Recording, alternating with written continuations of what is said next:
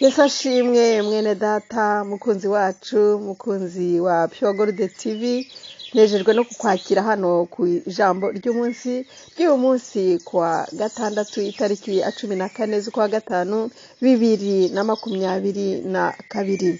Uyu munsi ni umunsi wo kugira ngo tunezerwe kandi dushimire Imana hamwe, ndetse tuyishimire kuko yanaturemye ndetse n'ibyo yaremye byose ngo bishime.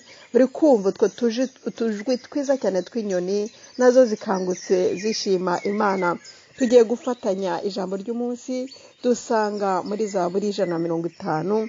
Ntujye kure ukanguke hano muri aka kanya kuri Pure Gold TV. Dufite saa 10:56 mu gitondo cya kare kuri bamwe. Nukuri navuga ngo nabwo nitwibature. Reka dufatanye rero iyi Zaburi ya 150 wibature, tuyifatanye. Nushaka wongera uryame ariko ubanje Imana, kuko ijambo ryayo riratubwira ngo mubanze mushaka ubwami bw'Imana no gukiranuka kwayo, ibindi murabyongererwa. Uzi ukuntu ari byiza cyane gukanguka mu masaa 8 mu gitondo ukabanza Imana. Oh haleluya, wirirwa unezerewe cyane, ibintu byose bigenda neza, wumva wishimye umunsi wose kandi ufite umugisha wayo. Reka rero dufatanye n'ibi byaremwe byose, n'izi nyoni ziramutse ziririmbira, maze natwe tushime Imana n'ukuri n'amajwi yacu. Imana ishimwe cyane. Mana data, turagushimye ko waturemye, waremye inyoni, waremye ibiho byose, urabikwiye gushimwa. Turagushimye cyane ko twongera umunsi wo kubaho. Uyu munsi wo kwa gatandatu, iyi tariki ya 14 z'ukwa gatanu 2022. Reka tugushime kuko urabikwiye, uri Imana yacu. Byose mbisabye mu izina rya Yesu umwami wacu, amen amen. Bene data, ariko dufatanye gusoma iri jambo ry'umunsi dusanga muri Zaburi 150. Imana ikomeze ibane nawe, ikugirire neza urimo kuritekerezaho. Reka dufatanye kurisoma.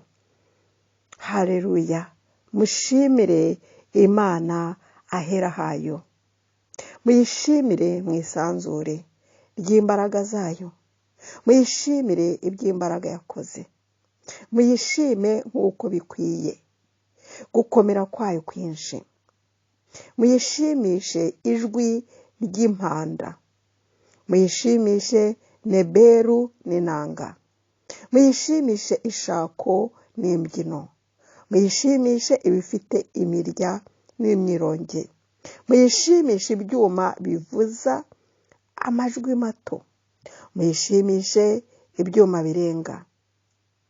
Ibihumeka byose bishima Imana. Ahangaha ndumva ko buri wese afite mu mwanya. Turayishimisha imitima yacu yose, turayishimisha inanga abazifite, turayishimisha za gitari, turayishimisha ingoma, turayishimisha amashyi, turayishimisha imyironge abayifite. Nukuri icyo ufite cyose ushima Imana. Ushobora no gufata icyuma ukajya uhonda cyangwa ikiyiko kwicupa. Ibyo nabyo byaba umuziki mwiza, wakumva binejeje ugashima Imana.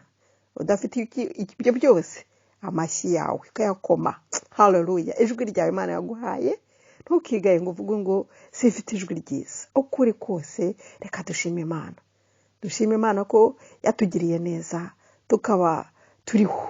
Ese wumva ibyo bitakunejeje? Uzi ukuntu kubaho ufite agakiza ukuntu biryoha? Uzi ukuntu kubaho ushima Imana ukuntu biryoha? Uzi kuramuka ushima Imana ukuntu binezeza umutima, nayo ikanezerwa kandi kuko nikigushakaho. Rega burya Imana ngo ijya kurema umuntu yashakaga ko umuntu ayinezeza, ayishima, ayesha icyubahiro. Icyaha cyarinjiye koko, ariko kimaze kwinjira twabonye umukiza Yesu Kristo. Ubu nibwo butumwa bw'uyu munsi, kugira ngo niba utaramenya Yesu Kristo, we waje agakuraho icyaha, agakuraho icyadutandukanyaga n'Imana Data, akazana ubwiyunge hagati yacu n'Imana. Uyu munsi wowe umwami wacu umumenye. Ubu nibwo butumwa nkuzaniye muri iki gitondo, wowe utaramenya agakiza, kugira ngo umenye yuko haje umukiza, haje umwami, haje umucunguzi, ari we Yesu Kristo. Watuzaniye inkuru nziza y'agakiza, watuzaniye ubumwe n'Imana, watuzaniye kwiyunga. reka rero uwo mwami umumenye n'utaramumenye. Niyo mpamvu nanjye ndamuka shima Imana nyiririmbira, nyisingiza, nyishima kandi ngukangurira kugira ngo dufatanye kuyishima.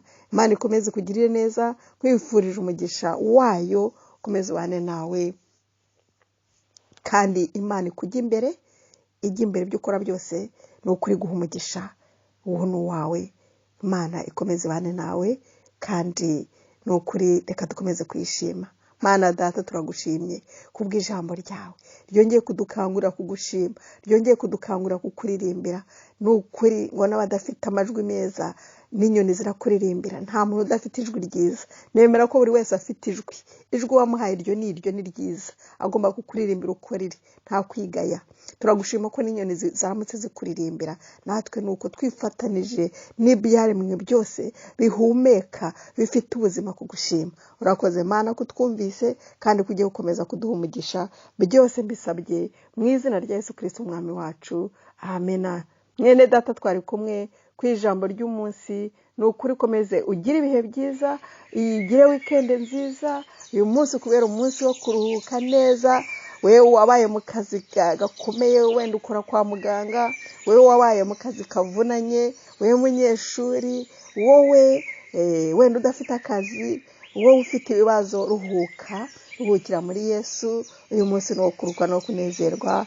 Imana ikomeze bane nawe. Ni ukuri kwifurije umunsi mwiza n'abawe bose, ni ukuri inshuti zawe n'abaturanyi, mugire umutekano, amahoro akomeze abane namwe, munezerwe umunsi wose. Be blessed. Ndabakunda mwese, tuzakomeza ubutaha. Bye bye.